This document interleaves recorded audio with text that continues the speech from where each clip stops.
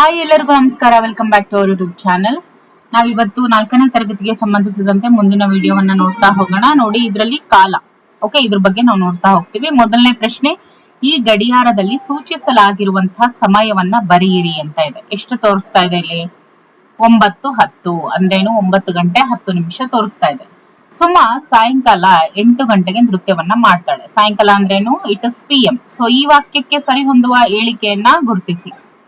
8 AM ಗೆ ನೃತ್ಯ ಮಾಡುತ್ತಾಳೆ, 7 PM ಗೆ ನೃತ್ಯ ಮಾಡುತ್ತಾಳೆ, 8 PM ಗೆ ನೃತ್ಯ ಮಾಡುತ್ತಾಳೆ is the right answer. Okay.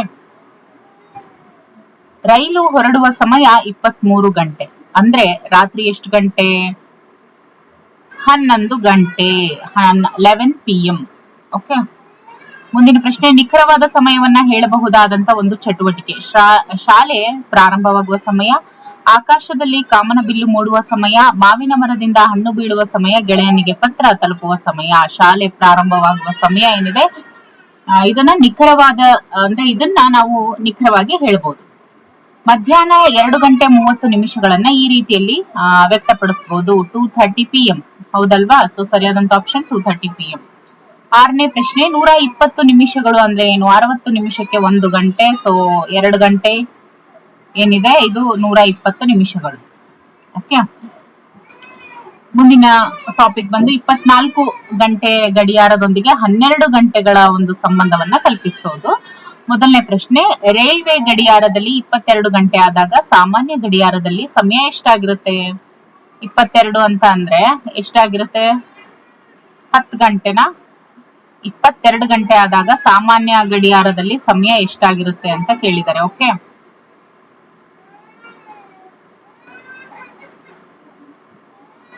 ಎಷ್ಟಾಗಿರುತ್ತೆ? 10 ಗಂಟೆ ಆಗಿರುತ್ತೆ, 10 PM. ಸಾಮಾನ್ಯ ಗಡಿಯಾರದಲ್ಲಿ ಅಪರಾಹ್ನ 2 ಗಂಟೆ ಆದಾಗ ರೈಲ್ವೆ ಗಡಿಯಾರದಲ್ಲಿನ ಸಮಯ ಎಷ್ಟು ಅಂತ ಕೇಳಿದರೆ ಅಪರಾಹ್ನ ಎಷ್ಟಾಗಿರುತ್ತೆ? 14 ಆಗಿರುತ್ತೆ. 13:14 ಅಂದ್ರೆ ಏನು? ಅಪರಾಹ್ನ ಅಂದ್ರೆ ಮಧ್ಯಾಹ್ನ, ಮೀನ್ಸ್ PM. ಓಕೆ. ಇನ್ನು ರಮೇಶನು ವಿದೇಶದಿಂದ ರಾತ್ರಿ ಭಾರತಕ್ಕೆ ಬಂದು ಇಳಿದಾಗ ಅವನ ಕೈ ಗಡಿಯಾರದಲ್ಲಿ 11:30 ಸಮಯ ತೋರಿಸ್ತಾ ಇತ್ತು. ಹಾಗಾದ್ರೆ ವಿಮಾನ ಗಡಿಯಾರದ ಪ್ರಕಾರ ಆದ ಸಮಯ ಯಾವುದು? ಇದು 11 PM ಅಂತ ಹೇಳಿದ್ರೆ ಅದನ್ನ ನಾವು ಇದಕ್ಕೆ ಕನ್ವರ್ಟ್ ಮಾಡಿದಾಗ ಅಂದ್ರೆ 24 ಅವರ್ಸ್ಗೆ ಕನ್ವರ್ಟ್ ಮಾಡಿದಾಗ ಅದು ಎಷ್ಟು ತೋರಿಸುತ್ತೆ? 23 ಅಂದ್ರೇನು 23 ಗಂಟೆ 30 ನಿಮಿಷ ತೋರಿಸುತ್ತೆ. ಹೌದಲ್ವಾ? ಒಂದು ರೈಲು 13 ಗಂಟೆಗೆ ಒಂದು ನಿಲ್ದಾಣದಿಂದ ಹೊರಟು 24 ಗಂಟೆಗೆ ಮತ್ತೊಂದು ನಿಲ್ದಾಣ ತಲುಪಿದ್ರೆ ಆ ರೈಲಿನ ಪ್ರಯಾಣದ ಅವಧಿ ಎಷ್ಟು ಅಂತ ಕೇಳಿದ್ದಾರೆ. ಎಷ್ಟಾಗುತ್ತೆ? 24ರಲ್ಲಿ 13 ಹೋದ್ರೆ ಎಷ್ಟು ಬರುತ್ತೆ? 11 ಸಿಗುತ್ತೆ. ಸೊ ಸರಿಯಾದಂತ ಆಪ್ಷನ್ 11 ಗಂಟೆ ಪ್ರಯಾಣದ ಅವಧಿ. ಸಾಯಂಕಾಲ 6 ಗಂಟೆಯನ್ನ ರೈಲ್ವೆ ಸಮಯದಲ್ಲಿ ಬರೆದಾಗ ಯಾವ ರೀತಿ ಬರೀಬಹುದು? 12 + 6 ಎಷ್ಟು? 18. ಸೊ 18 ಗಂಟೆ ತೋರಿಸುತ್ತೆ. ಓಕೆ. ಮುಂದೆ ಸಮವಾದ ಆವರ್ತನೆಯನ್ನ ನಿತ್ಯ ಜೀವನದ ಘಟನೆಗಳೊಂದಿಗೆ ಮುಮ್ಮುಖ ಅಥವಾ ಹಿಮ್ಮುಖ ಎಣಿಕೆಯೊಂದಿಗೆ ಸಂಕಲನ ಮತ್ತು ವ್ಯವಕಲನ ಸಮಸ್ಯೆಗಳನ್ನ ಮಕ್ಕಳು ಬಿಡಿಸ್ತಾ ಹೋಗ್ತಾರೆ. ಇಲ್ಲೂ ಕೂಡ ನಾವು ಕಾಲದ ಬಗ್ಗೆ ನಾವು ನೋಡ್ತಾ ಹೋಗ್ತೀವಿ. ಮೊದಲನೇ ಪ್ರಶ್ನೆ, ಅಧಿಕ ವರ್ಷ ಡ್ಯಾಶ್ ವರ್ಷಗಳಿಗೆ ಒಮ್ಮೆ ಪುನರಾವರ್ತನೆ ಆಗುತ್ತೆ. ಎಷ್ಟು? 4 ವರ್ಷಗಳಿಗೊಮ್ಮೆ. 1 ವರ್ಷಕ್ಕೆ ಎಷ್ಟು ವಾರ? 1 ವರ್ಷಕ್ಕೆ ನೋಡಿ 52 ವಾರಗಳು. ಓಕೆ. ರಾಜು 2016 ಫೆಬ್ರವರಿ 29 ಜನಿಸಿದ್ದಾನೆ. ಅವನ ಹುಟ್ಟುಹಬ್ಬ 2016 ನಂತರ ಯಾವ ವರ್ಷದಲ್ಲಿ ಬರುತ್ತೆ? 16 + 4 20. ಸೊ 2020 ನಲ್ಲಿ ಬರುತ್ತೆ. ತಾರಾ ರಾತ್ರಿ 8 ಗಂಟೆಗೆ ಊಟ ಮಾಡ್ತಾಳೆ. ಅವಳು ಊಟ ಮಾಡುವ ಸಮಯವನ್ನ 24 ಗಂಟೆ ಗಡಿಯಾರದ ಸಮಯಕ್ಕೆ ಪರಿವರ್ತಿಸಿದಾಗ ಅವಳು ಎಷ್ಟು ಗಂಟೆಗೆ ಊಟ ಮಾಡ್ತಾ ಇರ್ತಾಳೆ? 20 ಗಂಟೆಗೆ ಊಟ ಮಾಡ್ತಾ ಇರ್ತಾಳೆ. ಓಕೆ. 20 ಗಂಟೆಗೆ ಊಟ ಮಾಡ್ತಾ ಇರ್ತಾಳೆ. ಒಬ್ಬನು ಪೂರ್ವಾಹ್ನ 8 ಗಂಟೆಗೆ ಹೊಲಕ್ಕೆ ಹೋಗ್ತಾನೆ, ಅಂದ್ರೆ 8 AM ಗೆ ಹೊಲಕ್ಕೆ ಹೋಗ್ತಾನೆ. ಅಪರಾಹ್ನ ಓಕೆ ಅಂದ್ರೇನು? 5 PM ಗೆ ಮನೆಗೆ ಹಿಂದಿರುಗ್ತಾನೆ. ಅವನು ಹೊಲದಲ್ಲಿ ಕಳೆದಂತ ಸಮಯವನ್ನ ಲೆಕ್ಕ ಹಾಕಿ.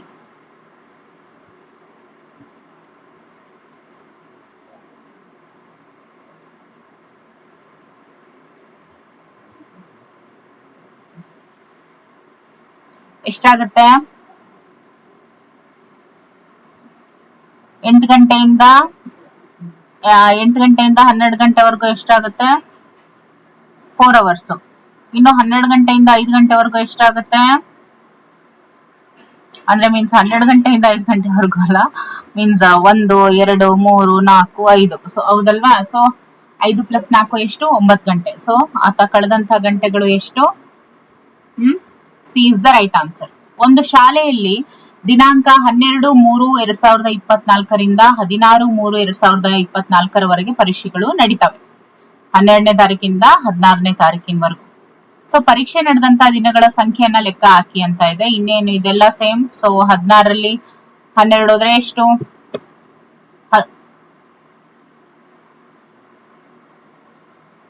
ಸೊ 4 ದಿನ ಮಾತ್ರ ನಡೆದಿರುತ್ತೆ. ಓಕೆ,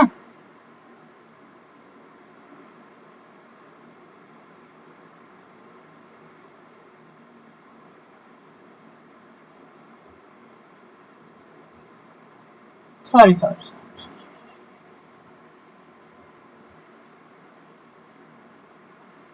ನೋಡಿ, ಅಲ್ಲಿ ಪರೀಕ್ಷೆ ಎಷ್ಟು ದಿನದಿಂದ ನಡೆದಿರುತ್ತೆ ಒಂದು ಶಾಲೆಯಲ್ಲಿ, ದಿನಾಂಕ ಎಷ್ಟರಿಂದ ಎಷ್ಟರವರೆಗೂ? 12, 13, 14, 15, 16 ಅಂದ್ರೇನು? 5, ಹೌದಲ್ವಾ? 5 ದಿನ ಪರೀಕ್ಷೆಗಳು ನಡೆದಿದೆ. ಓಕೆ, 5 ದಿನ ಪರೀಕ್ಷೆಗಳು ನಡೆದಿದೆ. 12ನೇ ತಾರೀಕು, 13ನೇ ತಾರೀಕು, 14ನೇ ತಾರೀಕು, 15ನೇ ತಾರೀಕು, 16ನೇ ತಾರೀಕು. ಮುಂದಿನ ಪ್ರಶ್ನೆ, ಗೌತಮನಿಗೆ ದಿನಾಂಕ 11/4/2024 23/5/2024 ಶಾಲೆ ರಜಾ ನೀಡಲಾಯಿತು. ಶಾಲೆಗೆ ರಜೆ ನೀಡಿದಂತಹ ದಿನಗಳ ಸಂಖ್ಯೆಯನ್ನ ಲೆಕ್ಕ ಹಾಕಿ ಅಂತ ಇದೆ. ಈಗ ಮೇ ತಿಂಗಳು ಅಂದ್ರೆ 5ನೇ ತಾರೀಕು ಮೀನ್ಸ್ ಅದು ಏನು? ಮೇ ತಿಂಗಳಾಗುತ್ತೆ. ಅಲ್ಲಿ ಕಂಪ್ಲೀಟ್ 23 ದಿನ ತಗೊಳ್ಳೋಣ. ಓಕೆ, ಇನ್ನು ಏಪ್ರಿಲ್, ಜನವರಿ, ಫೆಬ್ರವರಿ, ಮಾರ್ಚ್, ಏಪ್ರಿಲ್ ಅಂದ್ರೆ ಏಪ್ರಿಲ್ ಏನು? 30 ಡೇಸ್ ಬರುತ್ತೆ. ಓಕೆ, ಏಪ್ರಿಲ್ 30 ಡೇಸ್ ಬರುತ್ತೆ, ಹೌದಲ್ವಾ? 30 - 11 ಎಷ್ಟು?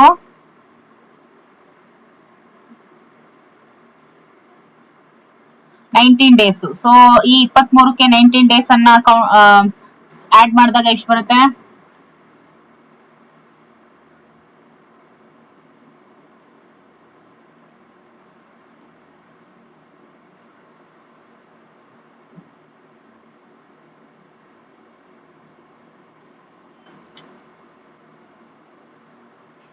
ಅಂದ್ರೆ ಇದನ್ನು ಆಡ್ ಮಾಡ್ಬೇಕಲ್ವಾ?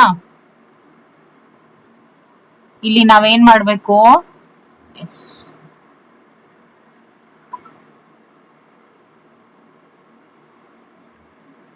ನೋಡಿ ಇಲ್ಲಿ ಅಂದ್ರೆ 11ನೇ ತಾರೀಕಿನಿಂದ. ಓಕೆ,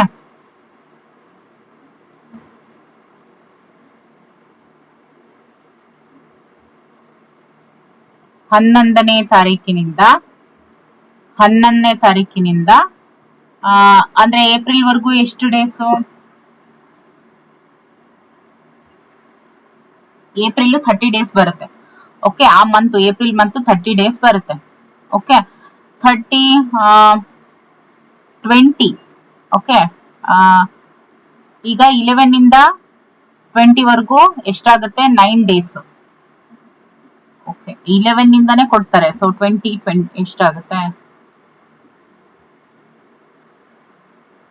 20 ಡೇಸ್ ಆಗುತ್ತೆ. ಅದು ಏಪ್ರಿಲ್ ಅಲ್ಲಿ 30. ಸೊ 11 ಇಂದ ಕೌಂಟ್ ಮಾಡಿದಾಗ ನಮ್ಗೆ ಇಲ್ಲಿ ಕಂಪ್ಲೀಟ್ 20 ಡೇಸ್ ಸಿಗುತ್ತೆ. ಸೊ ಇಲ್ಲಿ 20 ಡೇಸ್ ಅನ್ನು ಆಡ್ ಮಾಡಿದಾಗ ನಮ್ಗೆ ಎಷ್ಟು ಸಿಗುತ್ತೆ? 43 ಸಿಗುತ್ತೆ. ಸೊ ಆನ್ಸರ್ ಏನು? 43 is the right answer. Okay,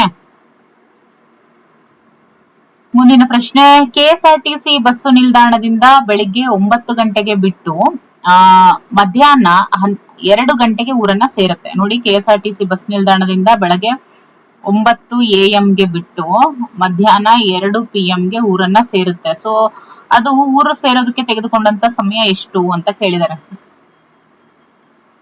5 ತಾಸು, ಹೌದಲ್ವಾ? 5 ತಾಸು. ದೀಪ ದಿನಾಲು 3 ತಾಸು ಅಭ್ಯಾಸ ಮಾಡ್ತಾಳೆ. ಅವಳು ಅಭ್ಯಾಸ ಮಾಡಿದ ಸಮಯವನ್ನ ನಿಮಿಷಗಳಲ್ಲಿ ವ್ಯಕ್ತಪಡಿಸಿ ಅಂತ ಇದೆ. ನೋಡಿ, 2 ತಾಸಿಗೆ ಈಗ 60 × 3 ಎಷ್ಟಾಗುತ್ತೆ? 180 ನಿಮಿಷ is the right answer. Okay,